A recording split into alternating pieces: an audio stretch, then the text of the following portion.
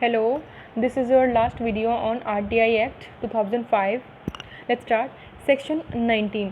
Section 19 deal करता है आपकी अपील से दैट कि अगर जो आपका APIU है यानी कि असिस्टेंट पब्लिक इंफॉर्मेशन ऑफिसर है वो आपकी इन्फॉर्मेशन को एक्सेप्ट नहीं करता या फिर रिजेक्ट कर देता है तो उस कंडीशन में आप क्या करोगे। अगर PIU है, पब्लिक इंफॉर्मेशन ऑफिसर है, वो आपकी इन्फॉर्मेशन को एक्सेप्ट नहीं करता या फिर रिप्लाई नहीं करता तो उस कंडीशन में आप क्या करेंगे। ठीक है, तो एक पर्टिकुलर सीक्वेंस है यहाँ पर। आप ये जो फिर से मैं कहीं बोल रही हूँ आपको कि जो नंबर है, जो पीरियड्स हैं, वो आपको यहाँ पर अच्छे से लर्न कर लें, यानी कि 2 मार्क्स का फ्री के हो सकते हैं अगर आप इन नंबरिंग के मतलब लर्न कर सकते हो। और सेक्शन और नंबर यहाँ पर इंपॉर्टेंट चीज़ें हैं दोनों। ठीक है, तो सबसे पहले देखो आपकी अपील होती है पर्सन, जो भी इंडिविजुअल है लाइक मी, अगर मैं यहाँ पर अप्लाई करती हूँ APIU को, अगर APIU रिजेक्ट मेरी एप्लीकेशन को कर देता है और not respond with in 35 days, तो अगर वो रिस्पॉन्स नहीं देता है 35 डेज़ के अंदर अंदर मुझे, तो मैं क्या करती हूँ PIU के पास जा सकती हूँ मैं, कि मेरा राइट है कि अगर ये मेरे इन्फॉर्मेशन को जवाब नहीं देता तो मैंने कहा चल ठीक है भाई तू मत दे, मैं PIU के पास जाती हूँ, PIU तो मेरे को रिप्लाई करेगा ही, तो मैं PIU के पास जाती हूँ। तो उसके पास मेरा क्या टाइम होता है 30 डेज़ का टाइम। देखो वहाँ पर हमने पीछे पढ़ा था कि APIU का 35 डेज़ का टाइम पीरियड था और PIU का कितना था 30 डेज़ का था, और यहाँ पर 15 डेज़ मुझे एक्स्ट्रा मिल रहे हैं, यानी कि टोटल मेरा 45 डेज़ का पीरियड मुझे मिल रहा है PIU के थ्रू। यानी कि जो इन्फॉर्मेशन 35 डेज़ में यहाँ से नहीं मिली थी वो मुझे PIU के थ्रू मुझे 45 डेज़ के अंदर अंदर मिल जाएगी। ठीक है, अब मैंने देखा कि मैं PIU के पास, मैंने APIU से कहा कि मैं तो PIU के पास जाती हूँ। अब PIU ने, वो भी निकम्मा निकला, उसने भी मतलब कोई जवाब नहीं दिया, तो मैंने कहा कि ठीक है PIU तू भी मत दे, मैं जाती हूँ इंफॉर्मेशन कमीशन के पास।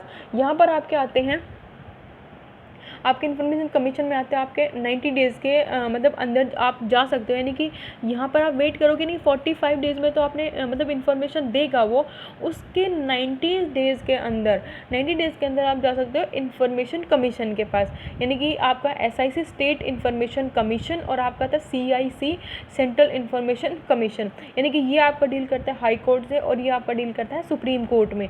ठीक है, यानी कि इनसे ऊपर फिर आप कहीं भी नहीं जा सकते, ये आपका फाइनल है। ठीक है, वही वाली बात है कि यानी जैसे आप हाई कोर्ट में जाते हो, हाई कोर्ट में अगर आप नहीं सेटिस्फाई तो आप सुप्रीम कोर्ट जा सकते हो, सेम एज इट इज़ कि यहाँ पर आप SIC में जा सकते हो, अगर SIC आप सेटिस्फाई नहीं हो तो आप CIC में जा सकते हो। ठीक है, तो बेसिकली अपने यहाँ पर इंपॉर्टेंट है याद करने की चीज़ें, APIU के पास 35 डेज़ का टाइम था और PIU के पास आप फिर यहाँ पर ही आपको 45 डेज़ में आंसर करेगा और विद इन 90 डेज़ आप कहाँ जा सकते हो, इन्फॉर्मेशन कमीशन के पास जा सकते हो। ठीक है, इसमें एक important not very much important आपका पेनल्टी होता है। ठीक है, पेनल्टी का जो अमाउंट होता है बेसिकली वो आपको 25,000 रहता है, उसका अमाउंट रहेगा, फिर वो मैं बताती हूँ अभी आपको। देखो पेनल्टी आपकी APIU और PIU के ऊपर रहती है। ठीक है, व्हेन एंड वाई की कब और क्यों मतलब आपकी पेनल्टी रहेगी वहाँ पर। देखो if application is not accepted और रिजेक्टेड, यानी कि मैं गई एप्लीकेशन लेके और उन्होंने कहा कि नहीं आपकी जो एप्लीकेशन है दिस इज़ नॉट एक्सेप्टेबल, उन्होंने मुझको रिटर्न बैक कर दिया और मतलब मेरी एप्लीकेशन को एक्सेप्ट नहीं किया, तो उनके ऊपर पेनल्टी जा सकती है। ठीक है, सेकेंड है आपका एप्लीकेशन रिजेक्टेड, या उन्होंने मेरी एप्लीकेशन को रिजेक्ट कर दिया, मतलब उन्होंने मुझे नहीं बताया, यानी कि जब मैं एप्लीकेशन देने गई तो उन्होंने मेरी एप्लीकेशन को एक्सेप्ट किया, लेकिन मेरे एक्सेप्ट करने के बाद उन्होंने क्या किया, विदाउट रिस्पॉन्स उसको रिजेक्ट कर दिया, यानी कि मुझे जवाब दिए बिना उन्होंने उसको रिजेक्ट कर दिया। थर्ड आता है मिसलीडिंग इन्फॉर्मेशन और रॉन्ग इन्फॉर्मेशन, यानी कि जो इन्फॉर्मेशन मैं चाहती थी, यानी कि अगर मैं मतलब इन्फॉर्मेशन मुझे जानना था कि जो जैसे लाइक सपोज़ मोदी जी ने कोई स्कीम मतलब लॉन्च किया, उस स्कीम में था यानी कि 2 करोड़ का जो अमाउंट है वो आपका जो एजुकेशन पे आपका स्पेंड होगा। ठीक है, यानी कि जो आपकी डिफरेंट स्कीम्स है, यानी कि जो गर्ल्स के एजुकेशन के लिए, गर्ल्स इन साइंस के लिए है, या फिर एक जो उड़ान स्कीम है उसमें था लाइक उसमें कोई एक अमाउंट था, तो वो जो अमाउंट है आपको मतलब गवर्नमेंट को स्पेंड करना था और डिफरेंट एरियाज़ में, तो मुझे वो जानना था कि वो किस किस सेक्टर में आपका स्पेंड होना चाहिए था। तो उन्होंने मुझको वो जो एग्जैक्ट जो सेक्टर्स है वो नहीं बताया, उन्होंने मेरे को मिसलीड किया, यानी कि उन्होंने गलत इन्फॉर्मेशन मेरे को दी। ठीक है, तो वहाँ पर क्या था मिसलीड, यानी कि आपको वो मतलब घुमा रहे हैं, आपको मतलब वो है ना कि रॉन्ग नंबर है आपका, रॉन्ग नंबर लगा रहे हैं, वो आपको गलत इन्फॉर्मेशन दे रहे हैं, राइट इन्फॉर्मेशन आपको नहीं दे रहे हैं, तो उस केस में आपकी मतलब पेनल्टी यहाँ पर जा सकती है APIU के ऊपर और PIU के ऊपर। डिस्ट्रॉय इन्फॉर्मेशन, यानी कि जो इन्फॉर्मेशन मुझे जाननी थी उन्होंने उस इन्फॉर्मेशन को क्या कर दिया, डिस्ट्रॉय कर दिया, यानी कि वो इन्फॉर्मेशन अब मेरे को मिल ही नहीं सकती क्योंकि उन्होंने उसको डिस्ट्रॉय कर दिया। यानी कि अगर वो इन्फॉर्मेशन वो देते तो उनका कुछ लॉस हो सकता था, तो उन्होंने अपने लॉस या अपने किसी मतलब फ़ायदे की वजह से उन्होंने मेरे को वो इन्फॉर्मेशन प्रोवाइड नहीं की, तो उस केस में इसके ऊपर पेनल्टी जा सकती है।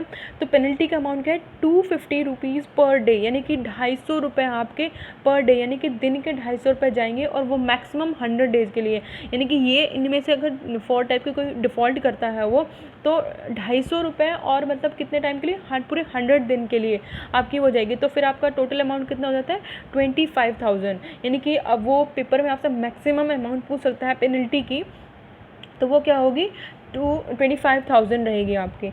ठीक है, तो फिर यहाँ पर फिर एक सेक्शन आता है सेक्शन 23। यहाँ पर मैं इंपॉर्टेंट बात आपको बताना चाह रही हूँ कि सेक्शंस और जो डेज़ हैं वो आपको अच्छे से लर्न कर लेने हैं।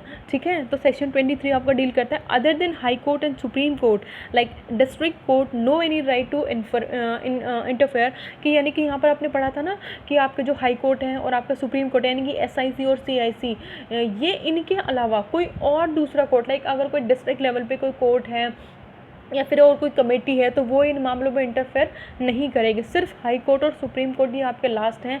ठीक है, यहाँ से यानी कि पर्सन से APIO से PIO से जाके इन्फॉर्मेशन कमीशन आपकी SIC CIC, यानी कि लास्टली हाई कोर्ट और सुप्रीम कोर्ट तक आप जा सकते हो, उसके अलावा कोई आपके पास और ऑप्शन नहीं है।